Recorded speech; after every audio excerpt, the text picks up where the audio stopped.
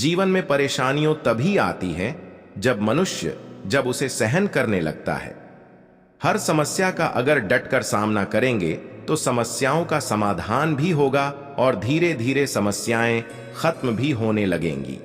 इस लेख के माध्यम से समझते हैं कि जीवन में दुर्बलता कितना बड़ा अभिशाप हो सकता है। कमजोर को कभी नहीं सताना चाहिए, यह सबसे बड़ा पाप है। ऐसे व्यक्ति को प्रभु कभी माफ नहीं करते जो कमजोर को सताता है।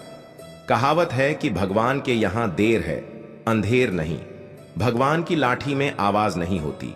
यह आम आदमी का मनोविज्ञान है कि वह मजबूत से डरता है पर दुर्बल को सताता है और अंत समय में इसका दुष्प्रभाव झेलता है। अक्सर सशक्त व्यक्ति मजबूर और लाचार लोगों का शोषण करते हैं। इस संदर्भ में कबीरदास जी का दोहा है, दुर्बल को न सताइए जाकी मोटी हाय, मरी खल की सांस से ले आहा भस्म हो जाए। काफी सार्थक है। कबीरदास जी कहते हैं, किसी को निर्बल समझकर उसका शेषण नहीं करना चाहिए, क्योंकि उसकी हाय का असर कहीं ना कहीं होता है। शक्तिशाली व्यक्ति को कभी अपनी ताकत के घमंड में चूर होकर किसी अशक्त पर अत्याचार नहीं करना चाहिए। दुखी व्यक्ति की बद्दुआ से समस्त कुल का नाश हो जाता है। रावण, कंस, होलिका, हिरण्याकश्यप आदि इसके ज्वलंत उदाहरण हैं। सभी को ईश्वर की कृति समझकर उनका सम्मान करना चाहिए। हमेशा अपने हृदय में भगवान को स्थापित करना चाहिए, क्योंकि उसके स्मरण से समस्त पाप का अंत हो जाता है। जब हृदय में पवित्र विचारों, सद्कार्यों का स्थान होता है तो पाप और अवगुण अपने आप ही दूर होते चले जाते हैं।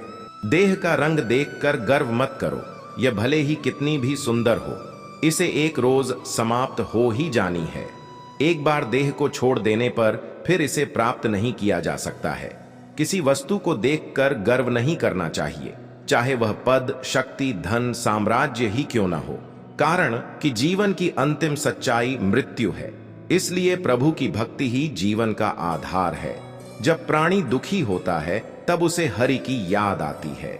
दुख में ईश्वर को याद करता है, सुख में भूल जाता है। दुनिया में सभी वस्तुएं एक समान हैं और उन सब का सम्मान होना चाहिए। इसलिए सबल, निर्बल सभी को एक नजरिए से देखने की दृष्टि होनी चाहिए। एक कहावत है कि दुर्बलता एक अभिशाप है, क्योंकि ऐसा व्यक्ति ही हर तरह की मार खाता है।